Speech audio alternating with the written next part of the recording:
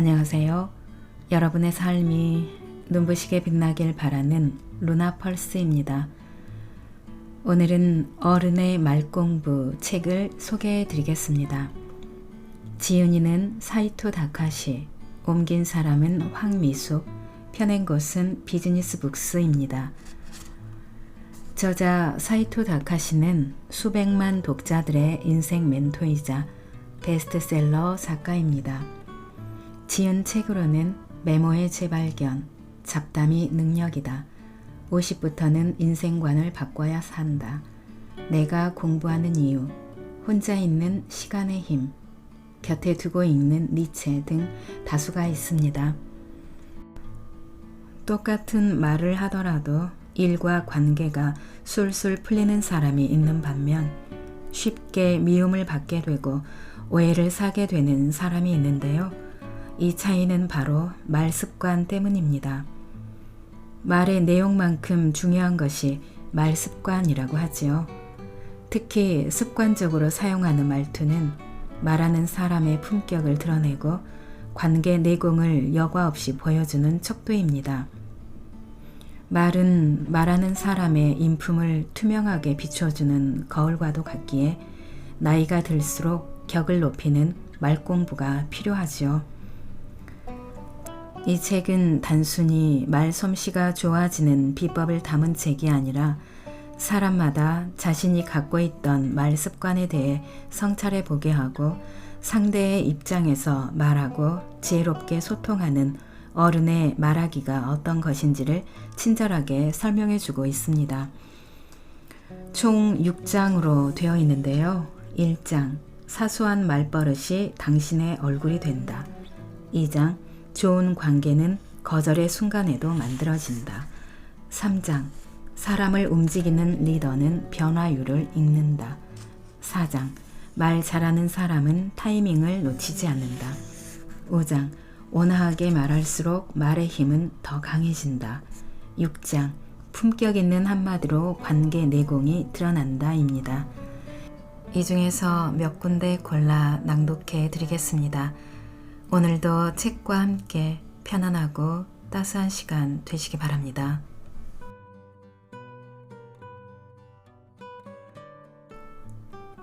머릿말, 일상에 품격을 더하는 어른의 말하기. 현장 근무를 오랫동안 해온 A는 팀장이 되어 팀원에게 이렇게 지시한다. 이거 해놔. 그의 말에 순간 팀원들의 분위기가 미묘하게 바뀌었지만 A는 눈치채지 못한다. A의 지시를 받은 팀원이 움직이고 일단 일이 진행되니 업무에 별다른 지장은 없다. 또 다른 팀장 B도 팀원에게 지시를 내린다. 하지만 말하는 방식이 A와는 살짝 다르다. 누구누구 씨, 이거 해 놓을래요? 당신이라면 A, B 중 어떤 팀장과 일하고 싶은가? 요즘은 B처럼 말하는 팀장에게 더 호의적이다. B의 말하기 방식은 상대방을 존중하면서 자신의 의도를 전달하는 어른의 화법이라 할 수 있다. A와 같이 말하는 팀장은 정말 무례해, 좀 구식이야 라며 멀리하게 된다. 아마 A는 이렇게 말할지도 모른다. 똑같은 내용을 단지 의문문으로 바꾼 것 뿐이잖아. 그게 무슨 의미가 있어? 나는 젊은 사람들한테 잘 보일 생각 없어. 하지만 이 생각은 틀렸다. 말하는 방식은 마음을 쓰는 방식과 같다. 이는 사람을 움직이는 법과도 다르지 않다. 예전에는 일상적으로 사용했던 표현이나 말투가 지금은 상대방에게 불쾌하고 무례하게 전달될 수 있다. 상대방을 무시하거나 너무 무신경해도 미움을 받게 되고 몇 년이 지난 후에는 고집센 상사나 꼰대 취급을 받을지도 모른다. 상대의 기분을 고려해 말을 부드럽게 한다고 해서 자신의 의도대로 모든 사람을 움직일 수 없다는 것은 B도 잘 알고 있다. 하지만 시대의 흐름에 맞춰 다른 사람들을 배려하는 말하기를 할 필요도 있다. 지난 30년은 권위적이고 딱딱한 관계에서 세련되고 부드러운 관계로 전환하기 위한 시대였다고 할 수 있을 만큼 커다란 변화가 있었다. 이는 우리의 가치관과 행동의 변화로 이어졌고 우리가 매일 쓰고 듣는 말로 집약되었다. 예를 들어 논의라는 단어만 해도 그렇다. 논의의 사전적 의미는 어떤 문제에 대하여 서로 의견을 내어 토의하다로 과거에는 깊이 있는 의미로 지혜를 모아 현재 상황을 타개하려 한다는 긍정적인 이미지였다. 하지만 오늘날의 논의란 단어는 조금 부정적인 느낌이 든다. 대다수 사람들이 논의는 감정적인 대립을 심화시킨다. 그럴 시간에 아이디어를 내는 게 더 낫다라고 생각한다. 야단을 치다 라는 문장도 마찬가지다. 과거에는 잘못된 일에는 다소 화를 내도 괜찮다. 진심은 반드시 통한다고들 했다. 하지만 점차 감정적으로 화내지 마라. 이성적으로 야단을 쳐라로 바뀌었다. 이마저도 야단치지 않고 가르치는 것이 효과적이라는 인식이 높아졌고 이제 야단을 친다는 말은 사어라고 말하는 사람들도 있다. 여러 시대를 거쳐 수많은 대학생을 가르쳐온 내가 느끼기와도 다르지 않다. 앞에서 예로 든 A와 B, 두 사람의 차이는 각 개인의 능력이나 개성이라기보다는 언어력에 있다고 할 수 있다. A에게 나쁜 의도는 전혀 없었다. 다만 B처럼 말의 어미만 부드럽게 바꾸어도 사람의 인품이 달라 보이는 것은 사실이다. 말하는 방식만 바꿔도 A 역시 훨씬 자연스럽고 기분 좋게 사람들을 대할 수 있을 것이다. 마음은 내가 하는 말로 드러난다. 이를 뒤집어 말하면 말하는 방식을 바꾸면 마음도 태도도 달라진다. 또한 말투가 달라지면 경직되었던 인간관계도 훨씬 유연해지고 안정된다. 말하는 방식을 바꾸는 방법은 많다. 앞의 예처럼 어미를 바꾸는 것은 쉬운 편에 속한다. 부정적인 단어 사용하지 않기, 상대방의 말을 끊지 않으면서 자신의 이야기 전달하기, 적극적으로 리액션으로 공감하기 등 다양하다. 이 책에서는 그 중에서 비즈니스 상황에서 사용할 수 있는 중요한 내용들을 엄선해 담았다. 이 책이 당신의 언어의 품격을 높이는 좋은 길잡이가 되리라 믿는다. 사소한 말버릇이 당신의 얼굴이 된다. 항상 긍정적인 인상을 주는 어른의 말하기. 당신과의 대화가 어렵고 불편한 이유.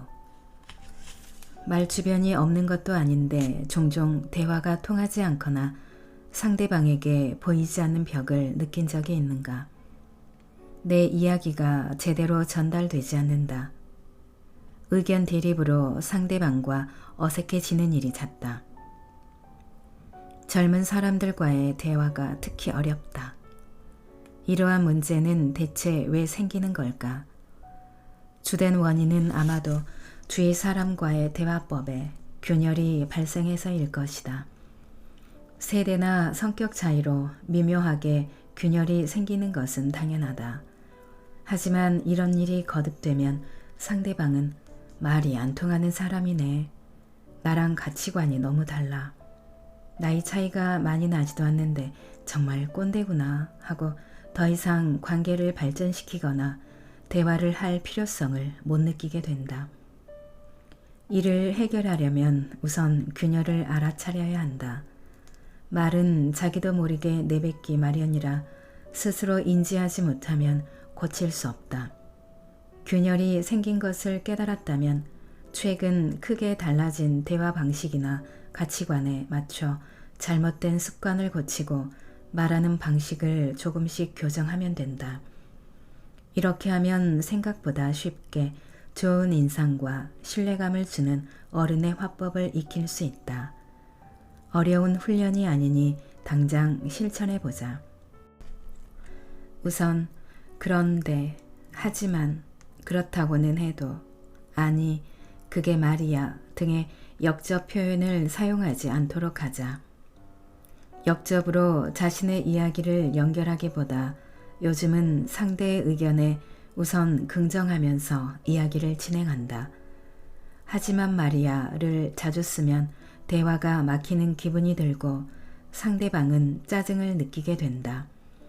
그 중에는 상대방의 이야기에 동의하는 경우라도 습관적으로 그렇긴 한데 내 생각은 다르지만 어쩔 수 없지 하고 불필요하게 부정적인 단어나 표현을 습관처럼 사용하는 사람도 있다. 원활한 대화를 가로막는 표현은 최대한 생략하고 긍정적이고 공감을 표하는 방식으로 대화를 이어가 보자. 그렇게 할 수밖에 없지 라고 말하는 것보다 그래, 그렇게 하자 라고 말하는 편이 훨씬 긍정적인 인상을 준다. 물론 그렇게 말하면 내 의견을 제대로 전하지 못하는 게 아닌가 하고 생각할지도 모른다. 하지만 실제로 대화에 적용해 보면 자신의 의견을 전달하는데 큰 영향을 주지 않는다는 것을 알게 될 것이다. 상대방의 이야기에 일단 공감한다. 사실 대화는 과연, 그렇군요 라는 표현만으로도 순조롭게 이어진다. 상대의 의견에 그렇지 않다고 느껴도 일단 그렇군요 라고 동의해보자. 자신의 의견을 말하고 싶을 때도 과연 그렇군요 하고 상대의 의견에 충분히 공감하고 이해했음을 표현하는 것이다. 일단 공감한 후에 그렇군요. 제 생각은 과연 그렇군요. 그 말을 듣고 생각이 났는데요 하며 논점을 조금씩 바꾸면 된다. 그리고 천천히 대화의 흐름을 내 쪽으로 끌어들인다. 상대방의 이야기를 들으면서 내가 의도한 방향으로 조금씩 대화를 주도하는 것이 어른의 화법이다. 상대방의 말이 끝나자마자 아니 그건 아니지요로 대화를 이어나가는 것과 그렇군요. 그렇다면 A 방향으로 더 생각해 볼 수 있지 않을까요? 하고 자신의 의견을 덧붙이는 것을 비교해 보자. 어떤 말에 좀 더 귀 기울이게 되는가? 상대방의 이야기에 긍정한 후 말을 시작하면 상대방은 자신의 이야기를 공감해 주었기에 대화에 제동을 건다는 느낌을 받지 않는다. 결과적으로 상대방도 부정적인 인상 없이 내 의견을 듣게 되므로 대화는 자연스럽게 내가 의도하는 방향으로 흘러가게 된다. 상대방의 의견에 반대하지 않고 대화의 흐름을 유지하면서 내 쪽으로 이야기의 방향을 바꾸는 것. 대화를 할 때 이러한 흐름의 감각을 아는 것은 매우 중요하다. 이는 합기도를 할 때와 유사하다. 합기도에서는 상대방이 나에게 힘을 가했을 때 상대의 힘을 정면으로 받아치는 것이 아니라 둥글게 받아 넘기는 기술이 중요하다. 테니스나 탁구에서도 공을 받는 것은 공을 치는 것과 같은 행위라고 한다. 대화도 이와 비슷하다. 이야기하는 것과 듣는 것은 전혀 다른 행위 같아도 동일한 경우가 많다. 상대방의 말을 잘 받아서 둥글게 던져준다면 결국 자신의 이야기를 하는 것과 같다. 앞으로는 대화를 할 때 하지만, 그런데, 그렇다고는 해도, 아니, 그렇지만 등의 표현을 최대한 줄여보자. 자기도 모르게 깜빡하고 써버리는 정도는 어쩔 수 없다.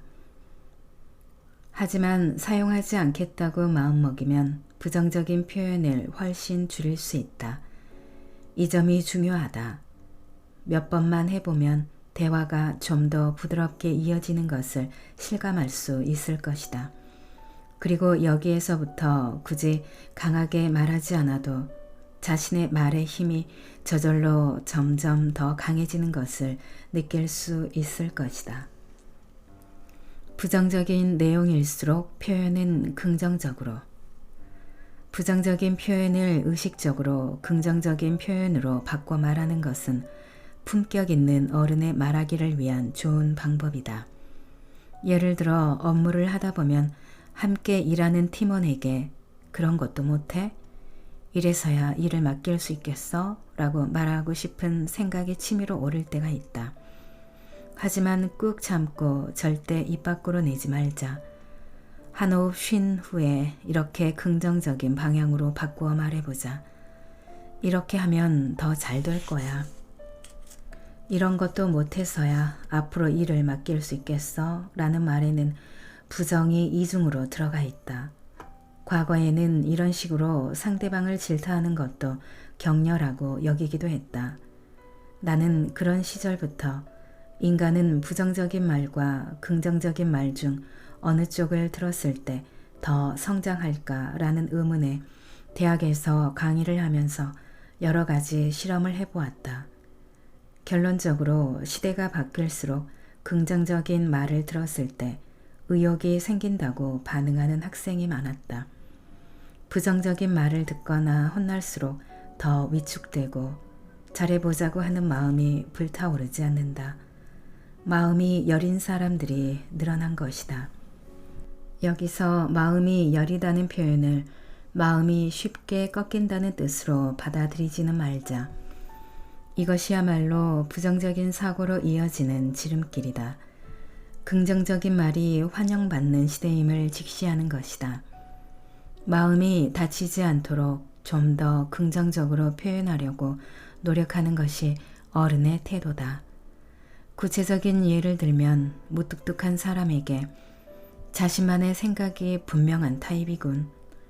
남들에게 억지로 잘 보이려고 하지 않는 사람이야 라고 바꾸어 말할 수 있다. 뻔뻔한 사람에게는 밀고 나가는 추진력은 따라갈 수가 없어. 협상에 아주 능해 하고 긍정적으로 바꿀 수 있다.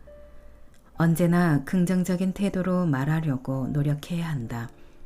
이 외에도 인터넷에서 검색하면 부정적인 단어를 긍정적으로 바꿀 수 있는 다양한 표현들을 찾을 수 있다. 말은 하기 나름이다. 좋은 관계는 거절의 순간에도 만들어진다. 갈등은 피하고 적을 만들지 않는 어른의 말하기. 상처 주지 않고 거절하는 법. 인간관계를 끊을 목적으로 노라고 말하는 경우는 거의 없다. 대부분 관계는 유지하면서 이 일은 피하려는 마음을 전달하려고 한다. 그러니 안 돼, 못해 등의 직접적인 표현은 가급적 사용하지 않는 것이 좋다. 좀 더 유연하게 거절하기 위해서는 선의의 거짓말을 잘 활용하는 것이 핵심이다. 가령 일정 탓으로 돌리는 방법이 있다. 일정을 확인해보고 답변 드리겠습니다 하고 즉답을 피하는 것이다. 답은 이미 거절로 정해졌더라도 말이다. 다만 상대방의 기분을 배려해 살짝 시간을 둔다. 상대의 눈앞에서 일정표를 보고 죄송합니다. 안타깝게도 다른 일정이 있어 힘들 듯합니다. 라고 거절하는 것도 방법이다. 사실 다른 일정 따위는 없다. 하지만 일정은 괜찮지만 이번에는 마음이 내키지 않으니 거절하겠습니다. 라고 곧이곧대로 말하면 다음에는 의뢰조차 하지 않을 테니 작은 거짓말로 마찰을 피하는 것이다. 그렇다고 A건으로 B와 함께 C시에 동행할 다른 일정이 있어서요 하며 상황을 너무 구체적으로 말해서도 안 된다. 그것은 명백한 날조이기 때문이다. 상대방이 적당히 나의 의도를 눈치챌 정도로 이야기를 얼버무리는 것이 낫다. 거절의 이유를 댈 때는 이런저런 사정이 있어서라며 상세히 말하지 말고 패턴화된 표현을 쓰자. 집안 사정이 여의치 않는다거나 여러 가지 일이 있어서라는 정도면 충분하다. 문어체로 표현하면 일신상의 이유로 라는 말과 같다. 이는 더 이상은 묻지 말라는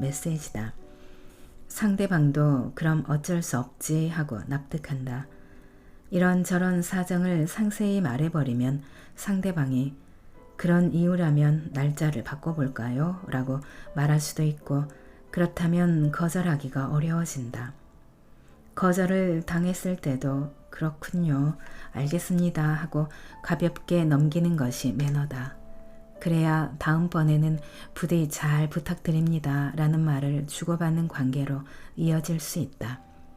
재반 사정이 여의치 않아서를 이유로 거절하는 이에게 그 사정이란 게 뭔가요? 하고 꼬치꼬치 캐물으면 상식이 없는 사람 취급을 당할 수도 있다.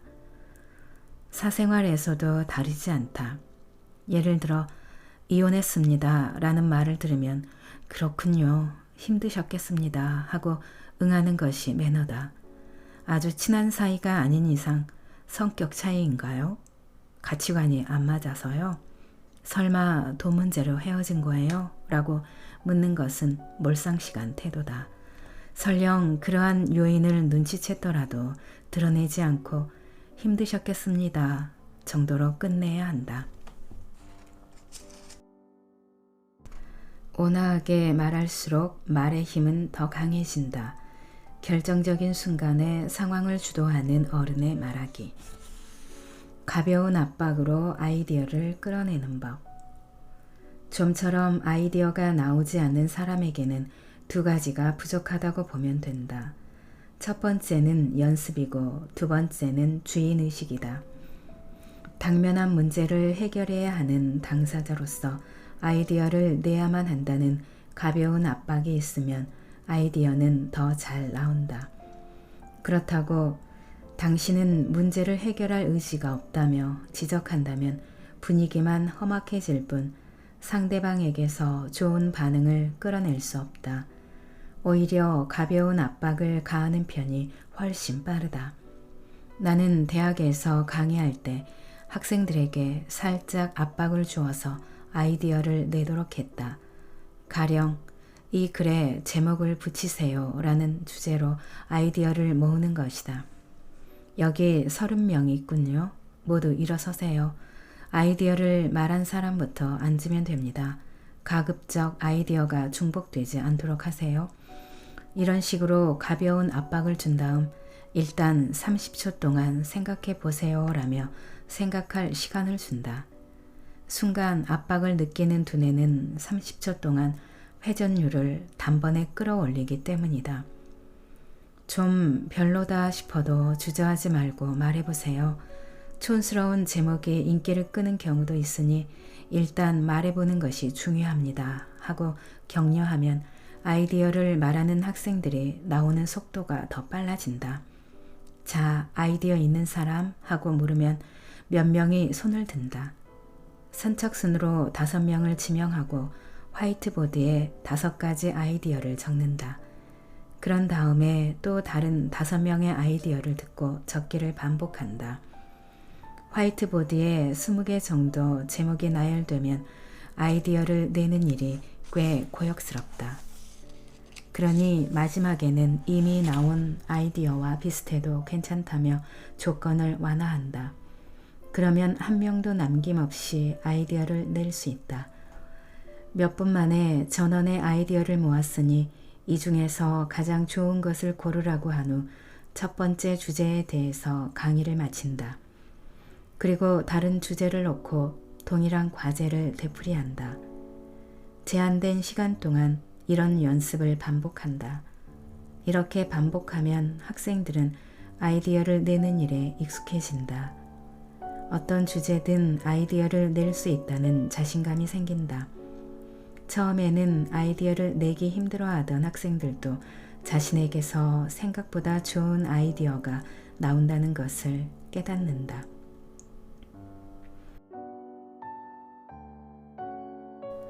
낭독은 여기까지입니다.